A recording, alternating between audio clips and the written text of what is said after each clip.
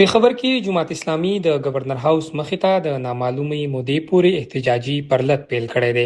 احتجاج کوونکي وایي په سیمه کې د ایران او اسرائیل ترمنځ د روانې شخړې له امله په نړیوال بازار کې د تیلو د بیو د لوړېدو په نوم په پاکستان کې د پېټرول او ډیزلو نرخونه هم لوړ شوي چې د عامو خلکو اقتصادي ستونزې لا زیاتې کړي دي.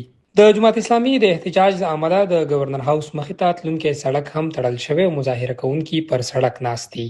زمونږ درنه د پټرولیم لیوي خلاف موږ د پټرولیم لیوي خلاف یو او حکومت دا ظلم کوي د عامو عوامو سره.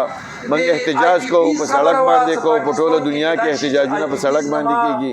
حکومت که په عوامو خفه کیږي عوامو ته د روزګار ورکړي، عوامو ته د پټرول ارزان کړي، لوډ شیډینګ دې ختم کړي، بجلی دې ارزانه کړي، تعلیم دې ورکړي، صحت دې ورکړي.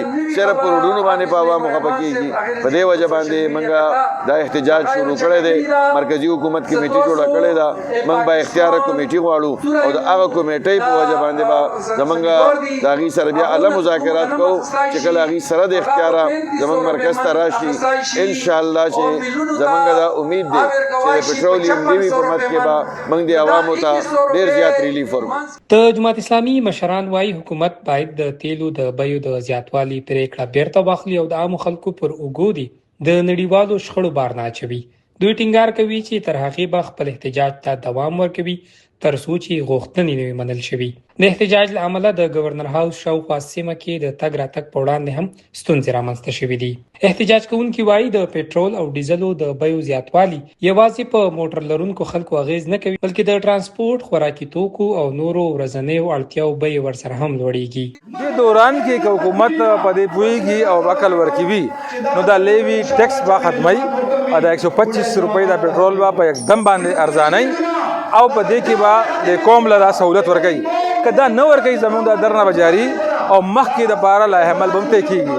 موږ اورو بېګاره چې دا خبره گردش کوي په میډیا باندې چې ګورنمنټ کمیټي جوړه کړې ده د وفاقي درې وزیرانو او دا به جماعت سره مذاکرات کوي. په دې باندې به څنګه چې مخکې د آی بي پي باندې موږ غټ احتجاج کړو او ګورنمنټ بیا خپل خلک راولېږل د محسن نقوي صاحب قیادت کې او آی پي پي ریویو شو ډېر په هغې کې آی پي پي ختم شول او ګورنمنټ ته او پاکستان ته اربونه روپۍ بچ شوې.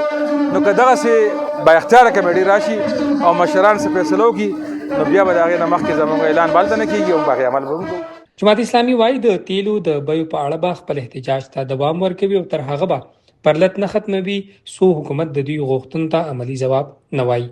بلخوا حکومت تر اوسه د دې احتجاج او د مظاهره کوونکو د غوښتنو په اړه خپل تفصیلي دریځ نه دی وړاندې کړی. په پېښور کې د جماعت اسلامي د احتجاج په داسې مهال روان دی چې د ایران او اسرائیل ترمنځ د شخړې له امله په نړیواله کچه د انرژۍ د بازار د راتلونکو بدلونونو په اړه اندېښنې هم زیاتې شوې دي. د کیمرمن بي ارشد سره سلمان یوسفزی، شال نیوز، پېښور.